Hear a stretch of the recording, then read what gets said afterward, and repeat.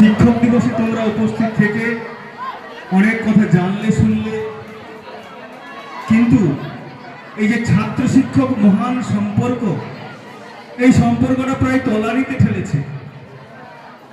এর জন্য দায়ী হচ্ছে বর্তমান সমাজ।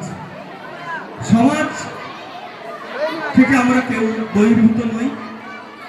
আমরা আমাদের অন্তর্নিহিত ত্রুটি বিচ্যুতি থেকে যেমন নিজেদের সঙ্গে আমরা বাদ বিবাদে জড়িয়ে পড়ি, তেমনি ছাত্রছাত্রীরা সুশিক্ষা দিতে পারি না। তাই আমি আশা করি এই শিক্ষক দিবসে আমাদের প্রতিজ্ঞা হোক, আগামী দিনে শিক্ষক ছাত্র এই মহান সম্পর্ক চির অমলিন থাকবে।